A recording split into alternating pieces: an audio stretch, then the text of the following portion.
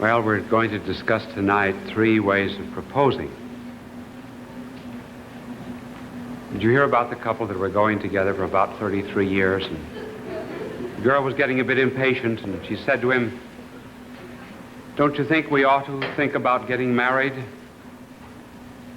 And he said, "At our age, who'd be having either of us?"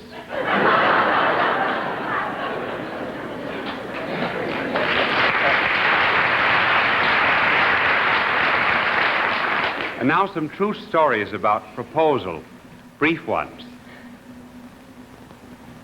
This little girl, when she was a young woman, when she was proposed to, was asked by the young man, "What kind of an engagement ring would you like?" And she whipped out of her purse a picture of a ring that she had cut out of a paper 10 years before. There's nothing like being prepared.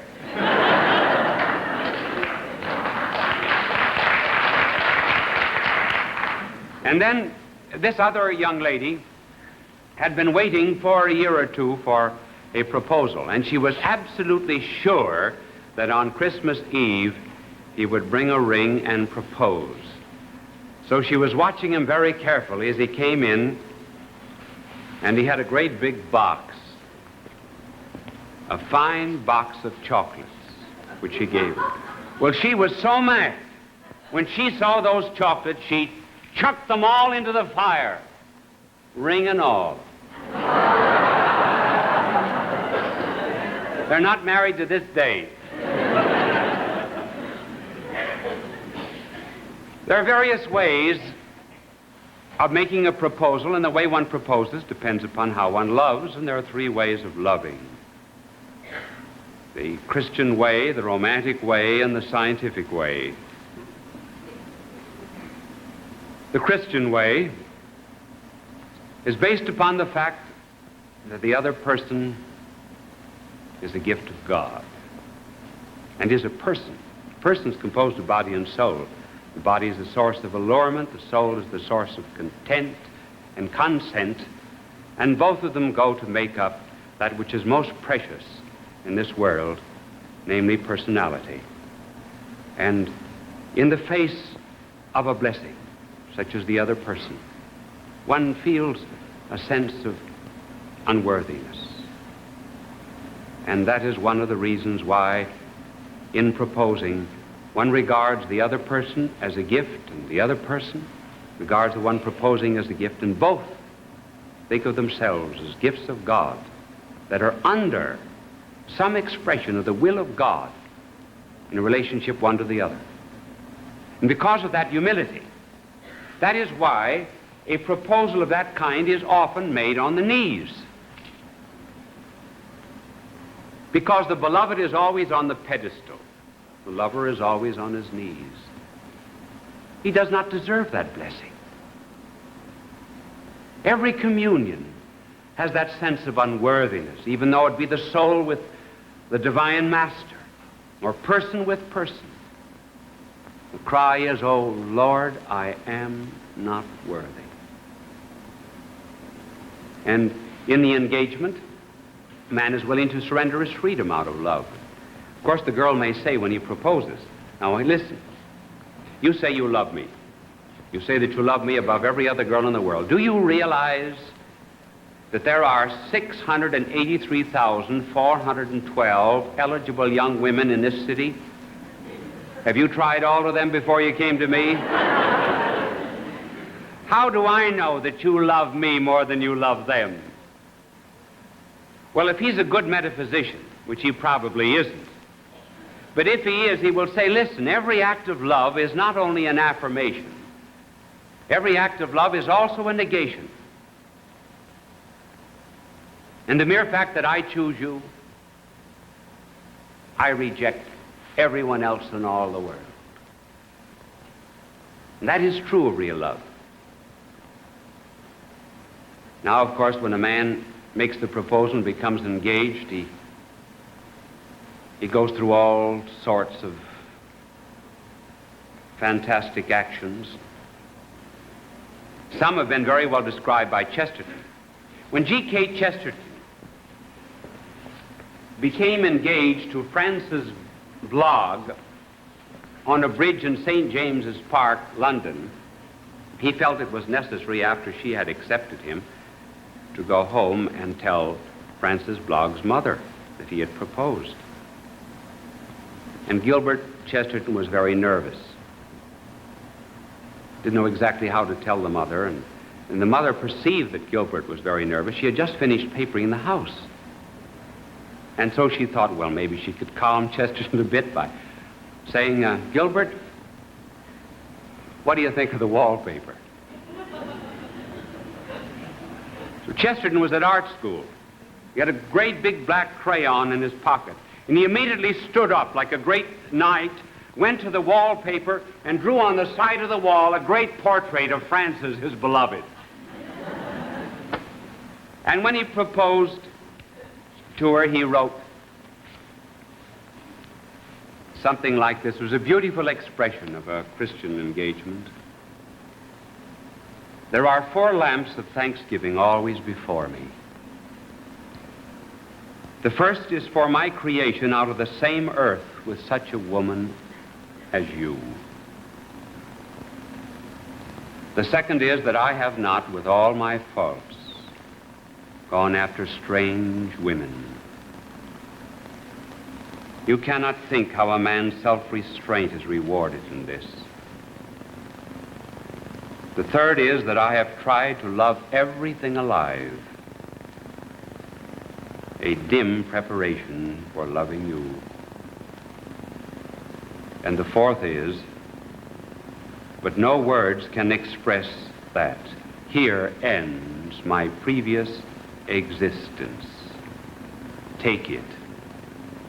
It led me to you. Young men who are like to have copies of Chesterton's proposal may write to me.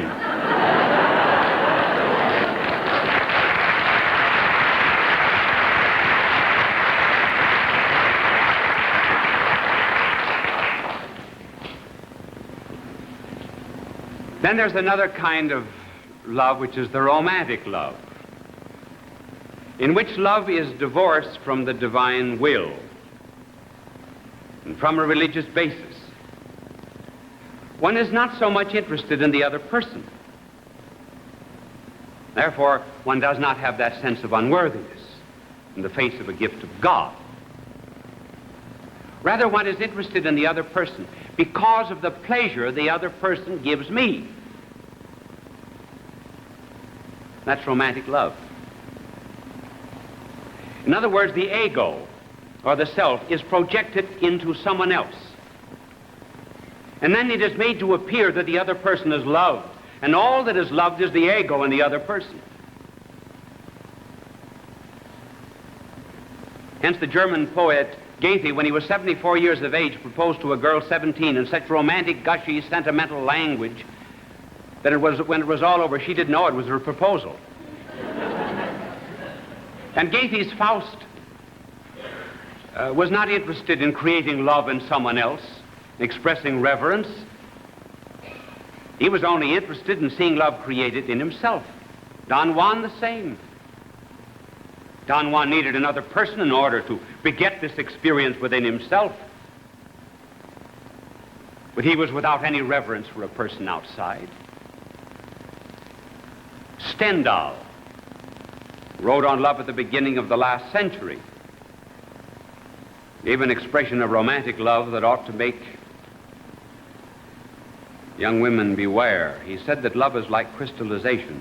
He said that in the salt mines of Salzburg, a strange phenomenon takes place. If one cuts the leaves off a limb of a tree and puts the limb down into the salt mine of Salzburg, after several weeks, that limb will come out as if it were glittering with diamonds.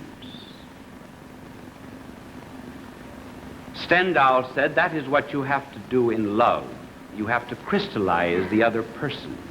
Endow the person with qualities in your proposal which the other person really does not have.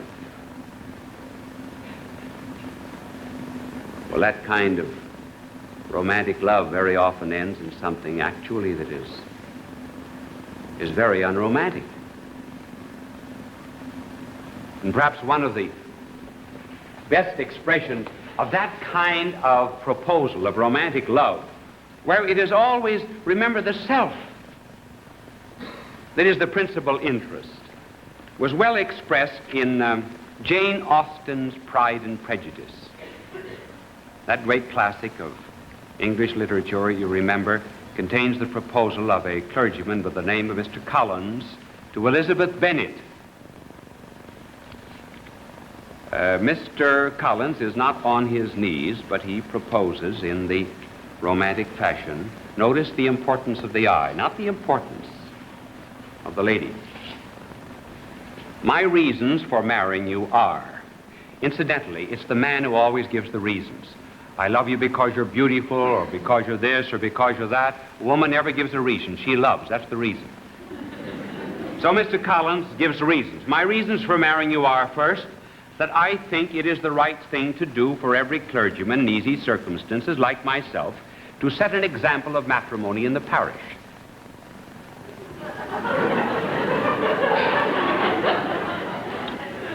And secondly, that I am convinced it will add very greatly to my happiness.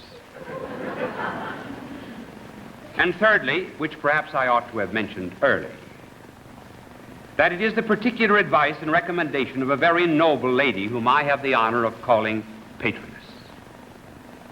It was but last Saturday night that she said, "Mr. Collins, you must marry. A clergyman like you must marry. Choose properly, choose a gentlewoman for my sake and for your own."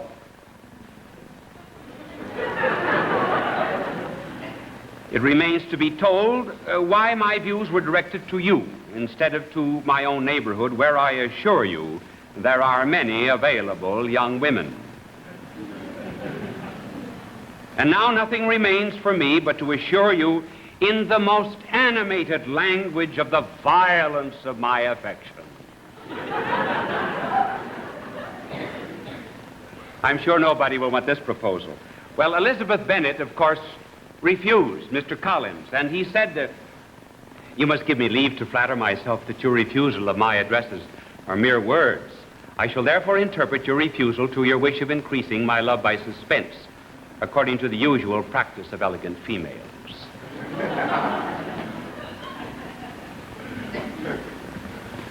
In the romantic, too, one might associate the utilitarian. And we'll pass that over very quickly. That's marrying someone for money. And for great money sometimes was asked if you married the most beautiful daughter in the family, and then you were paid a great deal of money if you married the ugliest. Sir Thomas More, the English chancellor and martyr and saint, married the ugliest daughter in a family just to please the family. He happened to be an excellent gentleman. It turned out all right, though she tried to convince him that he should not go to the stake and be martyred for his faith. And then, of course, there is the American businessman that I heard of. When the young man proposed to his daughter, he said, "Leave your name, address, telephone number. If nothing better turns up, I'll phone you." Well, the young man finally married her, and as they came out of the church, the father said to the groom, "I want you to know, young man, that you're the second happiest man in the world." Well, that utilitarian love we can ignore because there's only one kind of love that can be bought. That's a puppy's.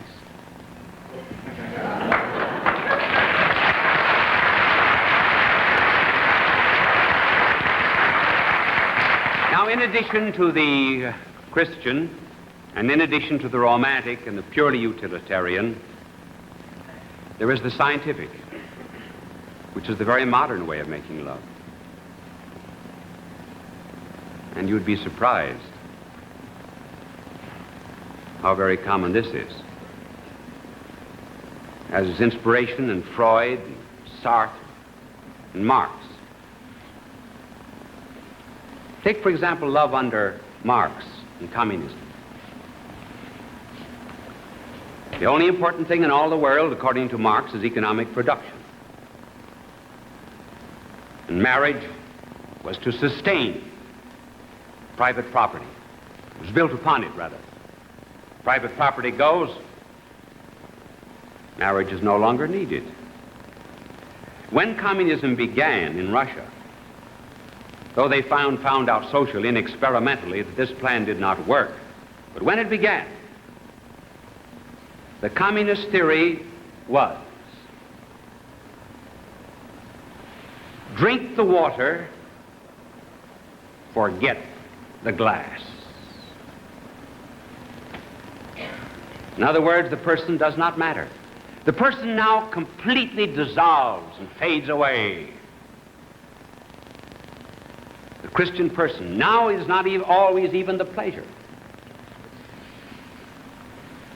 And communism has insisted that party leaders in various countries should take the wives that Moscow dictates. And you would be surprised how often that happens.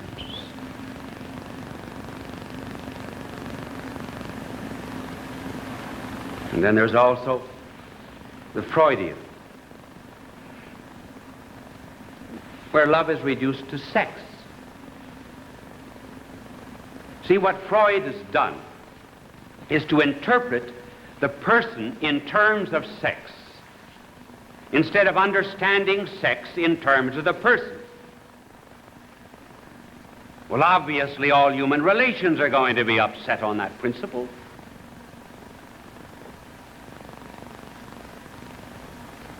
So that a proposal, Freudian character, might run something like this.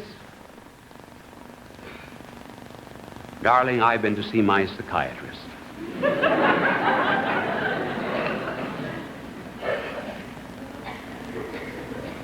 And I am sure that you have been to see yours. He assures us that we are erotically adjusted.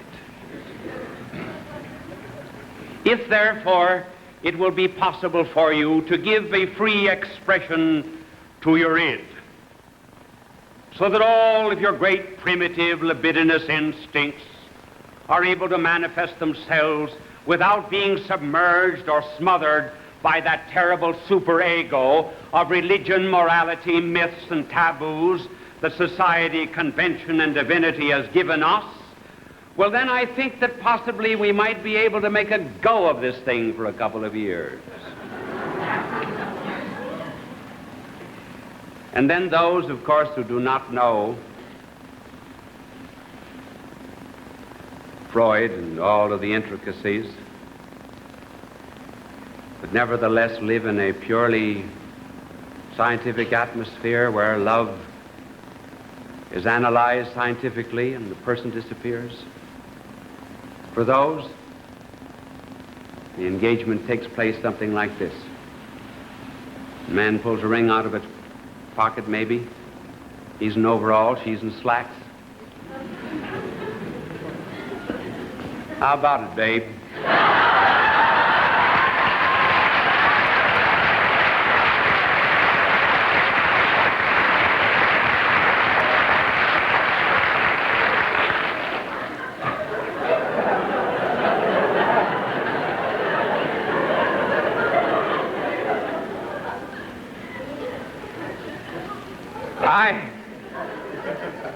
I really and truly know of one young man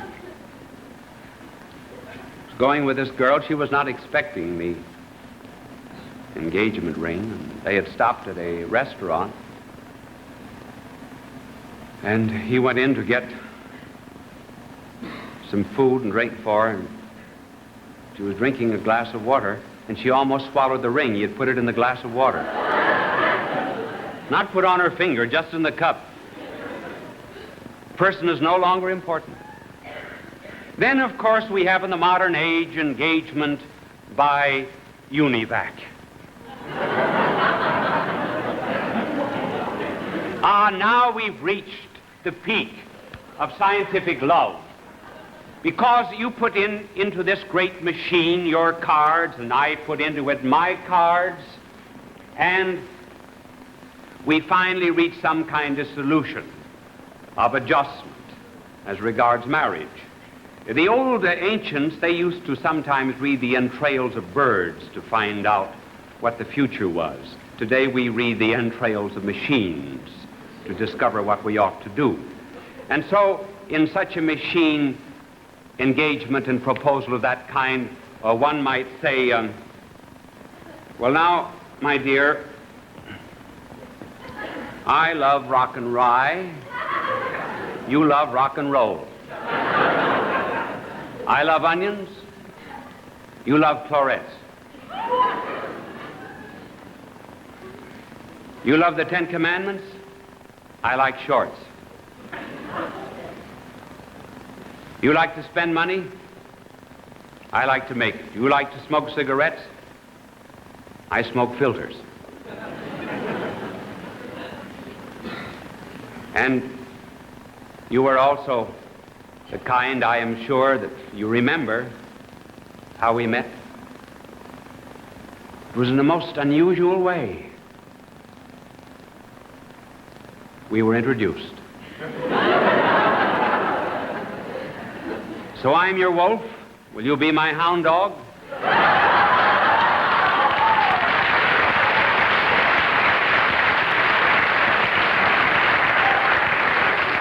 And perhaps we can make out a mathematical correlation of a life expectancy of 38 years with an assured annuity of $4,200 a year.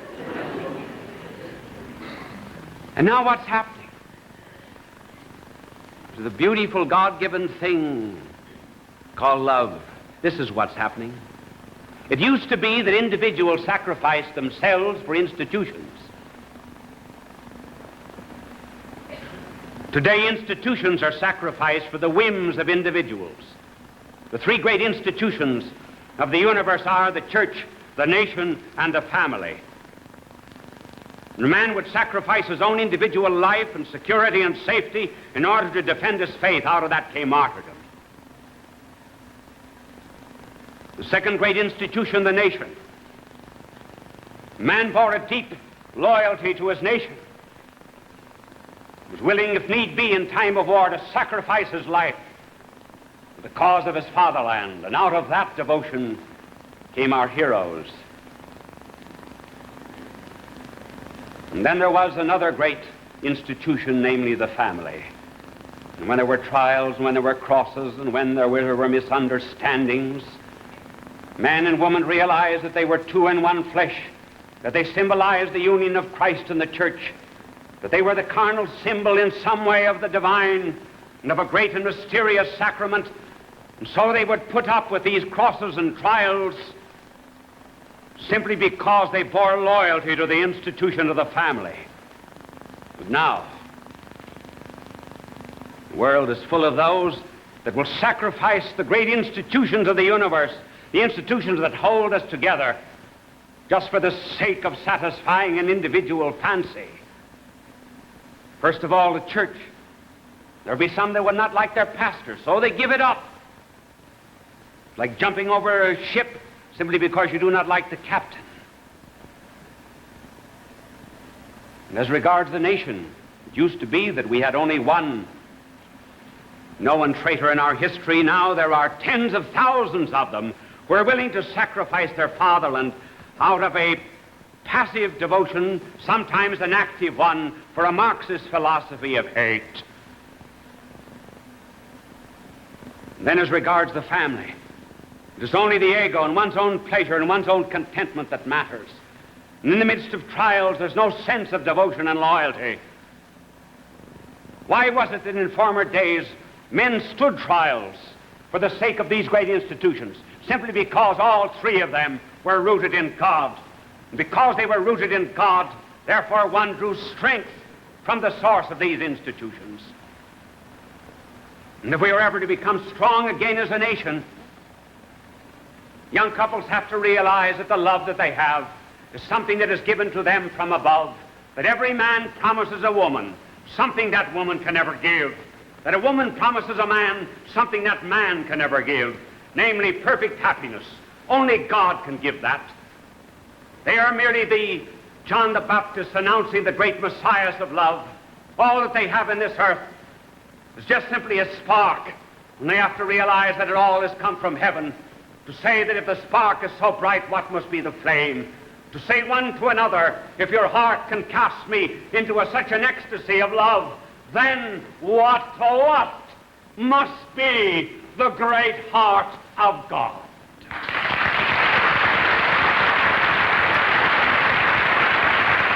Bye now, and God love you.